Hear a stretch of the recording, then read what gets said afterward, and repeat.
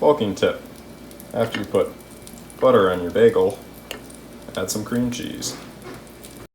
Got the view check-in. No progress today because it's like 95 degrees outside. A little toasty. View's still looking good though, but it'll get better. All right, time to check that weight.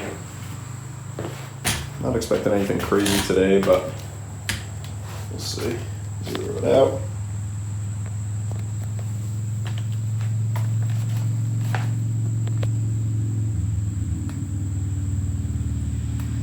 $194.2. Double check. 194.2. So like I said, nothing ridiculous on the weigh-in. 194.2. Tomorrow is a rest day, and then Friday, Saturday, Sunday weigh-ins tend to be a little higher. I don't know. Sometimes the Friday weigh-ins has been lower because it's at the end of the work week, stand when I'm working, so that knocks it down a little bit. But lately the Friday weigh-in has been heavier, and then Saturday's been a little heavier than that. So we'll see. If we can hit the 196 and a half at some point this weekend, that would be super cool. Maybe after pizza night on Friday. We got shoulders and arms today, so let's jump into the workout. All right, so here's the rough plan. Day 19, body weight 194.2. Behind the neck press, I'm gonna go a little lighter because I went pretty heavy last time. Really push the shoulders more with the weight than the reps. We're gonna do a little more reps. Some rear delts, a couple sets there, some overhead press, then on to some dumbbell curl paired with skull crusher, and then maybe some laterals and band work at the end. We'll have to wait and see on that. All right, let's get it.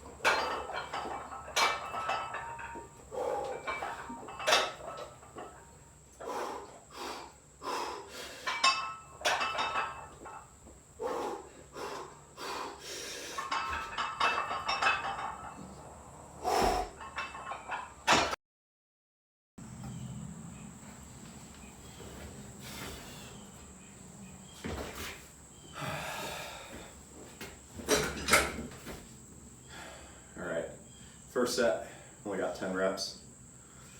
I know, I'm a disappointment. It is what it is. But luckily, get another shot here. Probably just trying to get 10 again, but things are feeling good. You never know, sometimes you rest a little bit, come back on the second set. I like to think optimistic, maybe you can get another rep or two. We'll see.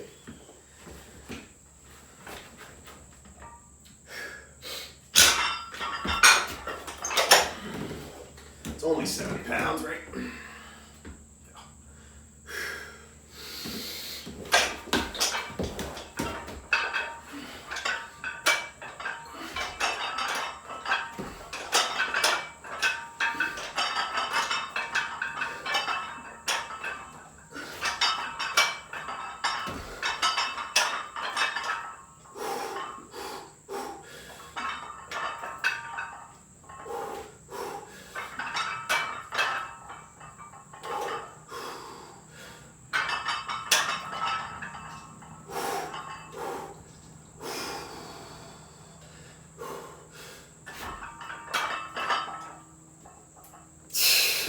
There it is.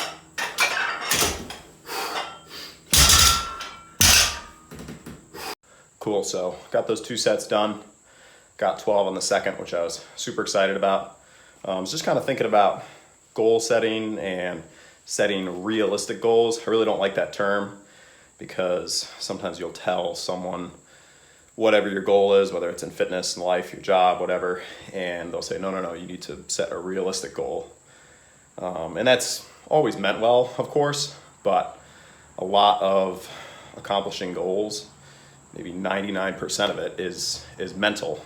You know, you obviously have to work towards it, but if mentally you're not in it, or mentally you think, it's kind of an unrealistic goal, it's not really attainable, then, you know, you're not going to do it because you're basically telling yourself it's not possible, it's not realistic. A good example of that is the 4-minute mile. For most of history, nobody ran faster than a 4-minute mile, and then all of a sudden somebody did it, and right after that first person did it, a bunch of other people then accomplished it. Same thing with 500-pound bench press. For 99.9% of history, no one bench pressed 500 pounds or over 500 pounds. Then one lifter accomplished it, and after he did it, a ton of other people also did it. So that's just to kind of demonstrate how much of a mental game accomplishing goals, you know, especially fitness goals and you know, all goals is. You know, once that first runner ran the 4-minute mile, a bunch of other people were like, oh, it is possible, it is realistic, and then they accomplished it. Same thing with the bench press. Somebody did the 500, and then other people were like, oh, okay, it is possible, it is doable. So yes, set yourself goals, but don't limit yourself either. You know, if there's something you want to go out there and accomplish, just get focused, make a plan, and stay at it. That's all there is to it. All right, so we got the seated curl. Been at the 55s for a bit. We did 60s last week for 4, I want to say.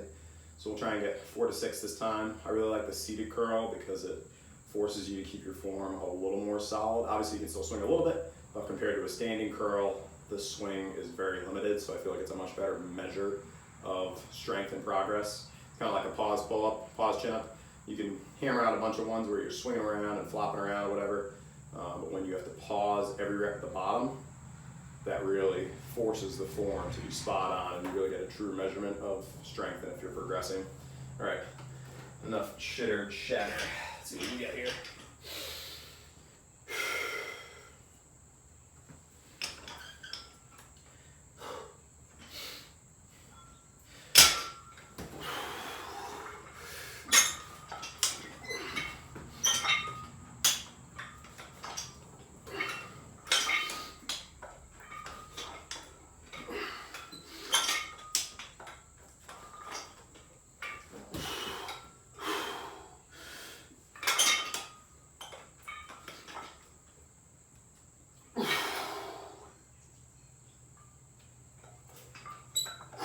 Good stuff.